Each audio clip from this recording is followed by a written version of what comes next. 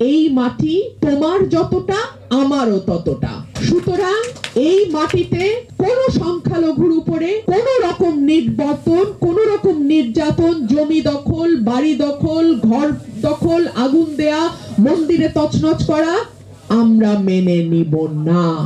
বাংলাদেশে গত 15 বছর কেউ নিরাপদ ছিল না, না হিন্দু, না মুসলিম, না খ্রিস্টান, না বৌদ্ধ, কেউ নিরাপদ ছিল না। হ্যাঁ, নিরাপদ ছিল যারা আওয়ামী লীগের রাজনীতির সঙ্গে যুক্ত, যারা আওয়ামী লীগের লুটপাটের সঙ্গে যুক্ত, আওয়ামী লীগের ভাগ বাটোয়ারার সঙ্গে যুক্ত, তারা নিরাপদ ছিল।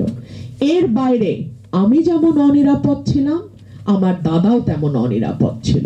সুতরাং ধর্মটা আওয়ামী লীগ ব্যবহার করেছে এমন ভাবে, কারণ তারা জানে যে বেশিরভাগ সংখ্যালঘু ভোট তাদের ব্যাগে যাবে, বেশিরভাগ সংখ্যালঘু ভোট তাদের ঘরেই যাবে।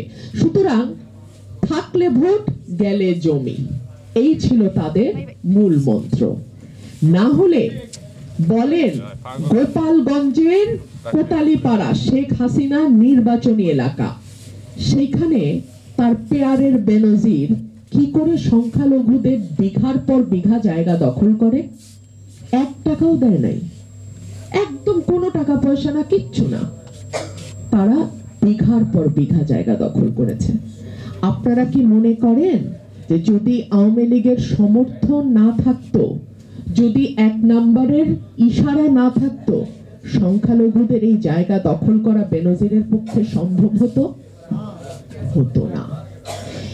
আওয়ামী লীগ সবসময় একটা কথা বলতো, আমি না থাকলে বাংলাদেশে জঙ্গিবাদের উত্থান হবে, আমি না থাকলে, মানে শেখ হাসিনা না থাকলে বাংলাদেশটা নাকি ইসলামিস্টরা নিয়ে নেবে, শেখ হাসিনা না থাকলে বাংলাদেশে নাকি কোনো সংখ্যালঘু নিরাপদ থাকবে না। এবং এই মিথ্যাচারটা প্রমাণ করবার জন্যে ভারতের সহযোগিতায় প্রথম দিন থেকে বাংলাদেশকে অস্থিতিশীল করবার একটা চেষ্টা শেখ হাসিনা এবং আওয়ামী লীগ করে যাচ্ছে।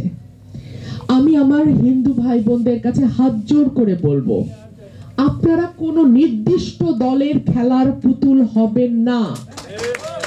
আপনার ভোট ভীষণ মূল্যবান, আমাদের যেন ভোটটা ভিক্ষা করে আনতে হয় আপনাদের কাছ থেকে। আমরা যেন আগে ভাগে নিশ্চিত না হয়ে যাই যে এই ভোট তো আমি পাবোই, তার জমি দখল করলেও আমি পাবো, তার বাড়ি দখল করলেও আমি পাবো, তার গহনা কেড়ে নিলেও আমি পাবো। এই যে তার আত্মবিশ্বাস, যাই করি না কেন ভোট আমারে না দিয়ে দিবে কই, এই দিবে কই জায়গাটা আপনারা খুঁজে বের করেন।